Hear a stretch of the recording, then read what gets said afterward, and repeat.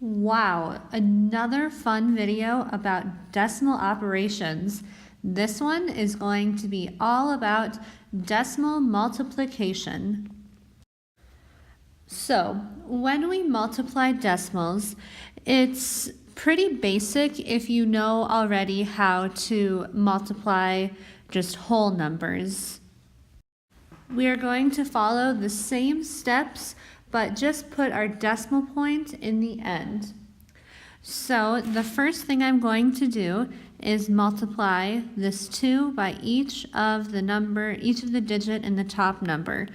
So first I do 2 times 4, that's 8, 2 times 9, 18, I carry the 1, 2 times 2 is 4, plus 1 is 5. Now I multiply this 2 by each of the digits in the top number. So since I'm starting in the next place value over here, I need to leave a space in the next row as I'm multiplying. So I do 2 times 4 is 8. 2 times 9, 18. I'll carry the 1. 2 times 2 is 4, plus 1 is 5. Then lastly, I'll do this 1 times each of the digits in the top number. Since I'm starting now in the next place value over, I need to leave 2 boxes in the next row because now I'm 2 spots over, so I leave 2 boxes. Then I do 1 times 4 is 4, 1 times 9 is 9, 1 times 2 is 2. Then lastly, I add all of this up, 8 plus nothing, 8, 8 plus 8, 16, I'll carry the 1, 1 plus 5, actually, you know what, I see a better way I could add this.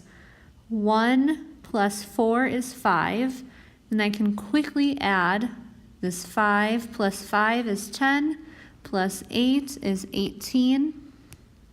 Carry the 1. I see another pair of 10 I can pair to make 10. 1 plus 9 is 10, plus the 5 is 15. Carry the 1. 1 plus 2 is 3. So I went through this multiplication pretty quickly. I'm pretty much assuming that you know how to do multiplication using this algorithm already. So if you're not quite comfortable with how to multiply using this algorithm, I would recommend practicing this on your own. But so like I said, I'm pretty much assuming you already know how to multiply like this. Then the last step is I need to put the decimal point in. So I'm going to look at my problem and see how many digits I have after the decimal point all together in my problem. So I'm noticing in the top number, I have 2 digits after the decimal point. In the bottom number, I also have 2 digits after the decimal point. So all together, there are 4 digits after the decimal point. So since I have 4 digits after the decimal point in my problem, I'm going to have 4 digits after the decimal in my answer. So it will go right here. So I have 1, 2, 3, 4 after my answer. So in the end, the answer I will get is 3 and 5,868 10,000ths. Here are now 4 problems for you to try on your own using the strategy I just talked about on the previous slide. So what you're going to do is pause the video and solve these 4 problems. When you have your 4 answers, you can play the video again to check them. So go ahead and pause the video now. These are the 4 answers that you should have gotten. 85 and 28 hundredths, 69 and 252 thousandths, 4,263 and 46 thousandths, and 303 and 968 thousandths. So if you got something wrong, compare your work to mine and see where you made your mistake. I also wanted to make one more point on number 4. Here's my work for it. Notice how many boxes I had to draw because I kept going over in place value on the bottom. I'm going to show you the other way you can do this problem.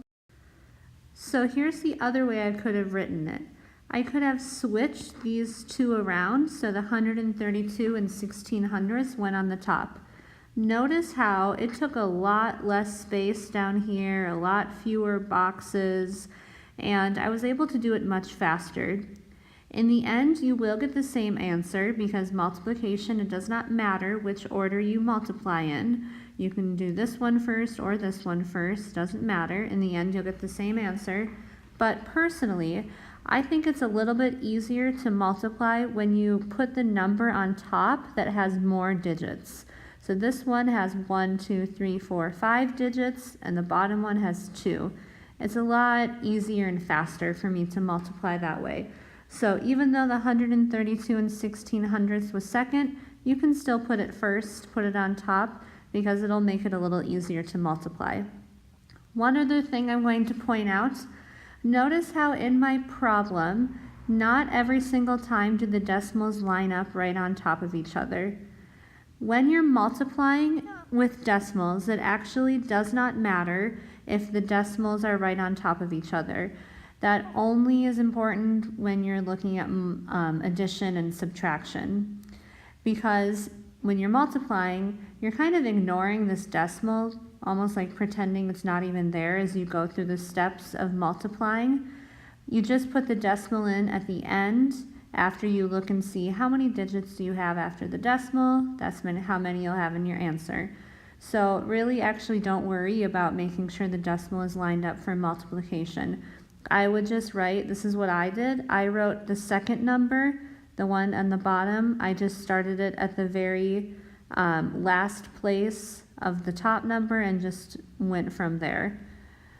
It was a lot easier for me to see how to multiply when I did it that way. Now, here's an example word problem that you might have where you have to solve using decimal multiplication.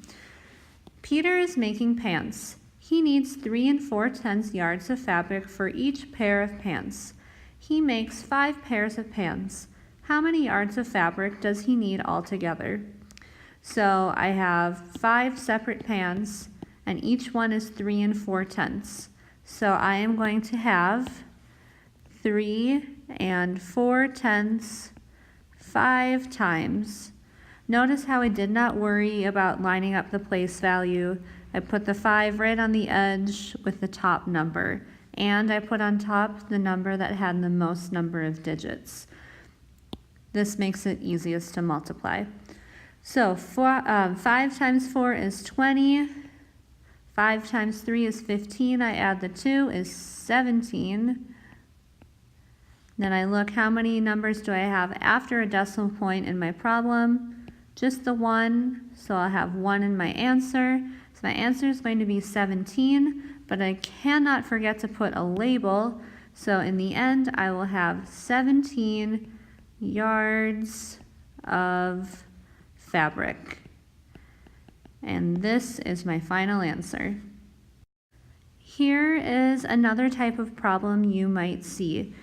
You might be asked to find the perimeter of a rectangle. Well, if this is the case, what you're going to do is, perimeter means the length all the way around of a shape. So how long it is around. So what I need to do is figure out first what these missing sides would be. So I have a rectangle, which means opposite sides are going to be the same length. So that means if this side is 7 6/10 long, oh, I guess I didn't put a label on this. Let's say 7 6/10 feet, 5 4/200 feet. Okay, so if this side is 7 6/10 feet, that means that this side is also 7 6/10 feet. If this side is 5 4/200 feet, then so is this side. 15 4/200. So now what I need to do is figure out how long is it all the way around. So here's how I can solve. I have two sides that are 7 6/10 feet. So I have 7 6/10 two times. I also have two sides that are 15 42 feet. So I have 15 42 two times. So in the end, I'm adding up all of these sides, so I can add these sides to these sides. So I'm adding these up. So let's solve what this would be. 7 6/10 times 2, 6 times 2 is 12, 2 times 7 is 14, plus 1, 15. I have one number after the decimal, so I'll have 1 in my answer. So we know that this part here is equal to 15 2/10 feet. Then we can do this part. 15 42 times 2. 2 times 2 is 4. 2 times 4 is 8. 2 times 5 is 10. 2 times 2 is 2, plus 1 is 3. So now here, I have 2 digits after the decimal, so I will have 2 in my answer, 30.84, or sorry, 30 84 hundredths. So now all I have to do is add these two up and I will get my answer. So I have 15 2/10 plus 30 84 hundredths. Notice how when I'm adding, I was careful to make sure that the decimals were right on top of each other. The decimal points were right on top. It is very important to line these up in when you are adding and subtracting. So now I'm just going to add these up. So I put a 0 in the hundredths place up here, so I can add something with the 4. So 0 plus 4, 4, 2 plus 8, 10, 1 plus 5 plus 0, 6, 1 plus 3, 4, bring down the decimal point. In the end, my answer will be 46 4 hundredths feet, making sure to put that label in. Here are two problems for you to try on your own now. We have a rectangle again, and you're going to find the perimeter and also the area. So see if you can remember, how do we find area? How is this different than perimeter? So you're going to pause the video, solve these two problems, and when you have your answers, you can play the video again to check them. So go ahead and pause the video now. In the end, these are the two answers that you should have gotten. Make sure you have the correct number and label. 42 82 hundredths centimeters for the perimeter, and the area is 68.6 centimeters squared. Don't forget the centimeters squared part. So if you got something wrong on this, check your work and compare it to mine and see if you can figure out where you made your mistake. Here is one more practice problem for you. Amanda buys 2 12 pounds of bananas. Each pound costs $2.99. How much does she pay for bananas altogether? So once again, you're going to pause the video, solve it, and when you have your answer, you can play the video again to check your work.